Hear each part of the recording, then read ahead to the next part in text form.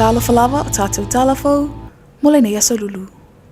Ua sa au ni lei tuangai po le vaenga whaupu whai e puipuia i ati tau tangata le HRPP.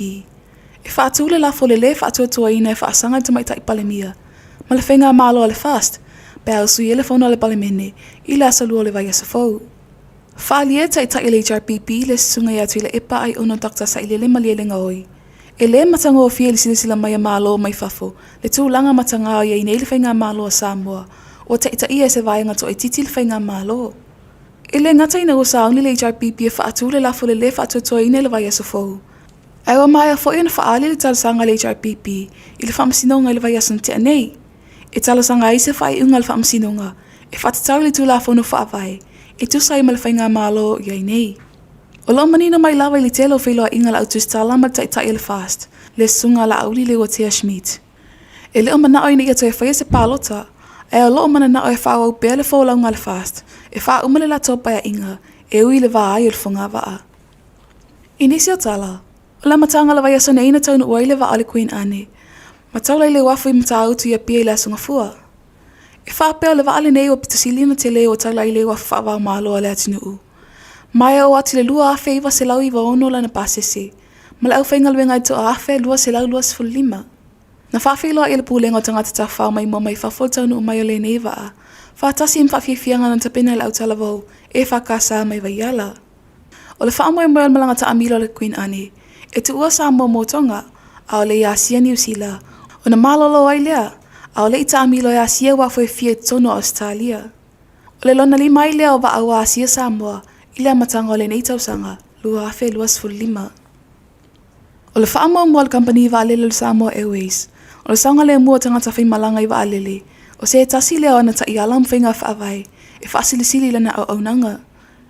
E pena sila fia ai le tau fia o malanga le Samoa Airways le Aso Lulu le vai Aso na tia nei, i le wao Samoa ma Marika Samoa.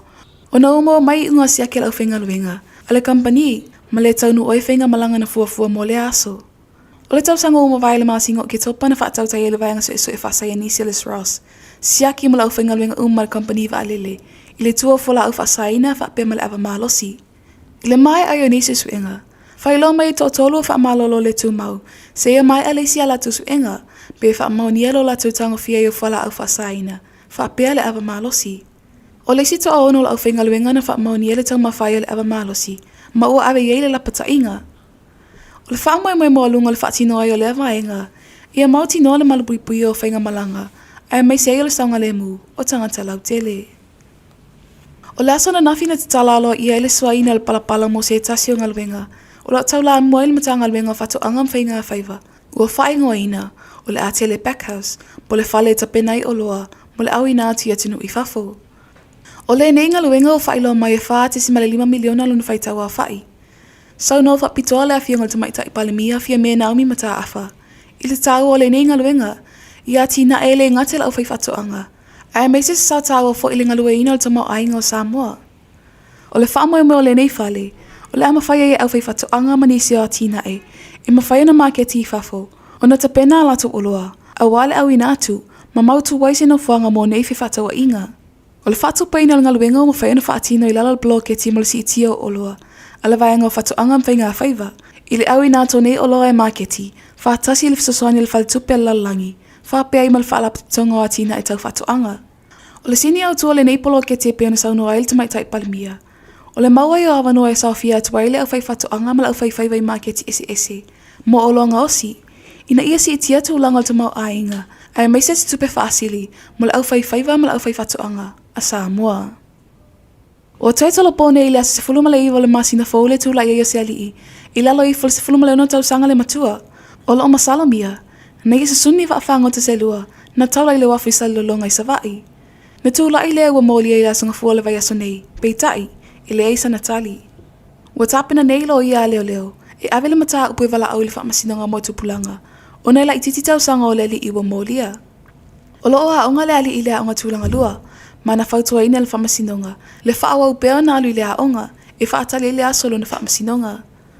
O le a whaile wala aonga lona lua le mata upu le whale whaamasino i tua sivi, ma le tutu unga, e te tauna saini le ua mōlia i le ofiso leo leo, o la talatane, i asonga fuova i aso taitasi. I tala muli muli, O lo tau fia nei mau tanga singa se mito o tua si te maitai, na wha manu alia i se la au malosi, i le whalawe lawe na tula i mai a le isa i le asunga fuala vai aso nei. Whamonia mai le a fianga le komisina pulenga o tinei muum whalawe lawe whafosei, ia tanu wasa pe tone maunga. O le nei whalawe lawe na li putia atu ni se o muli mau, i le taimina tula i mai ai le a whawhita auli, matali atua i lola matanga luenga, i le fisoswani mua mua. Ta ua se ta se muli mau e tua oi male no whanga ntu puai le whalawe lawe. O se taime leo auli na whaalongo ai o whaapapale nei la au malosi, se ia oi na whaalongo i le leo, o wala au mai se fisoswani. Ua ili mo leo le mata upu mo sa isu enga, ai mai se la upenga malosi sa whaonga ina.